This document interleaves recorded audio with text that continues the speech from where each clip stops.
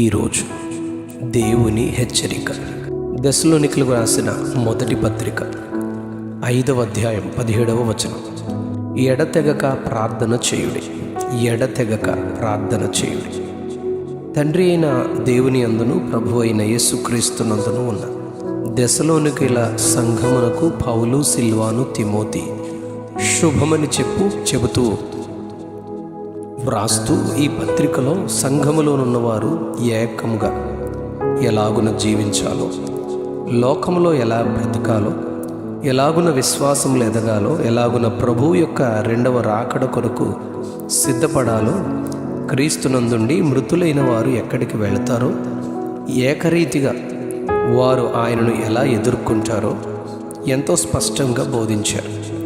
ఈ 5వ అధ్యాయంలో ప్రభువు దినమును గూర్చి, అనగా ఆయన రెండవ రాకడను గూర్చి హెచ్చరిస్తూ ఎలాగున ఆ రాకడ కొరకు సిద్ధపడాలో తెలియచేశారు.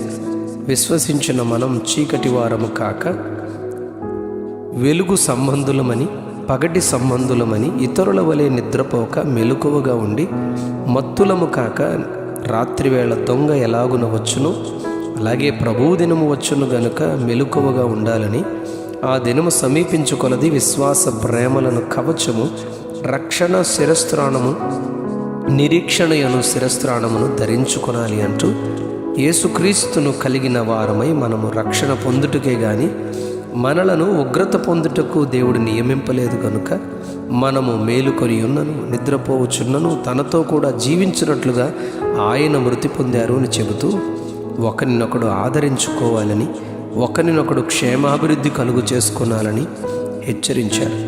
మరియు ఆత్మలో మీకు పైవారుగా ఉండి మీ ఆత్మీయ ఎదుగుదల కొరకు ప్రయాసపడేవారిని, మీకు బుద్ధి చెప్పేవారిని మన్నన చేస్తూ, వారి పనిని బట్టి వారిని ప్రేమిస్తూ, మిక్కిలి ఘనముగా ఎంచుతూ ఒకరినొకరు సమాధానముగా ఉండాలని చెప్పారు.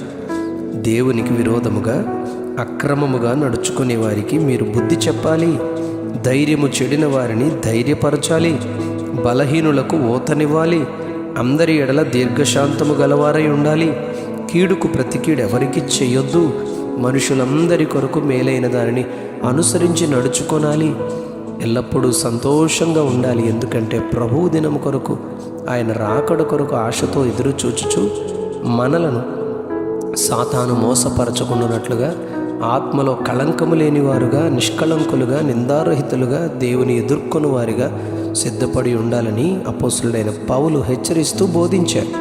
ఈరోజు మన ధ్యాన వాక్యంలో దెస్సలోనికలకు రాసిన మొదటి పత్రిక 5వ అధ్యాయం 17వ వచనంలో ఎడతెగక ప్రార్థన చేయండి అని చెబుతూ, అందుకు కారణం ప్రార్థనలో మనలను మనం పరీక్షించుకునే మంచి సమయం దేవుడు మనకి ఇస్తారు. ప్రార్థనలో మన పాపములను, అతిక్రమములను ఒప్పుకుంటాం. ప్రార్థనను గూర్చి మత్తయి సువార్త 5వ అధ్యాయం 23వ వచనంలో, బలిపీఠమునొద్ద నీ అర్పణమును అర్పించే సమయంలో నీ మీద నీ సహోదరునికి విరోధమేమైనా నీకు ఉందని, కలదని జ్ఞాపకం వచ్చిన ఎడల అక్కడ బలిపీఠం ఎదుటనే నీ అర్పణ విడిచిపెట్టి మొదట వెళ్ళి నీ సహోదరునితో సమాధానపడాలి, ఆ తరువాత వచ్చి నీ అర్పణ అర్పించాలి అని యేసు ప్రభువే కొండ మీది ప్రసంగంలో ఆయన తెలియజేశారు.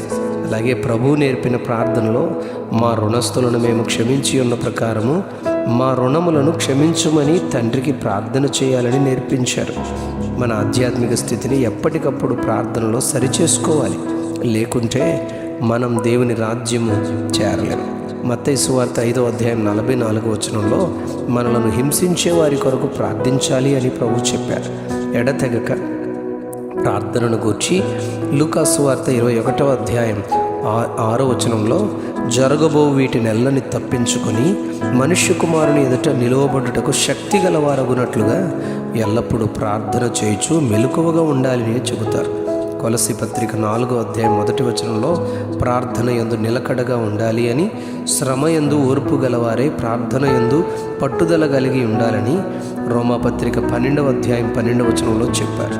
ఎఫెసీ పత్రిక 6వ అధ్యాయం 18వ వచనంలో ఆత్మ వలన ప్రతి సమయమందు ప్రతి విధమైన ప్రార్థన విజ్ఞాపన చేయుచు సమస్త పరిశుద్ధుల నిమిత్తమును పూర్ణమైన పట్టుదలతో విజ్ఞాపన చేయాలి. మన అంతిమ లక్ష్యం దేవుని రాజ్యమే, పరలోక భాగ్యమే. ఏ విధమైన ఆటంకాలు లేకుండా ఆత్మలో సంసిద్ధులగుచు మెలకువగా ఎడతెగక ప్రార్థించుచు ఆ కృపను దేవుని ఎదుట నుండి, దేవుని సన్నిధి నుండి మనం పొందుకుందుము గాక. Amen, amen, amen. ఎడతెగక ప్రార్థన చేయుడి, ఎడతెగక ప్రార్థన చేయుడి.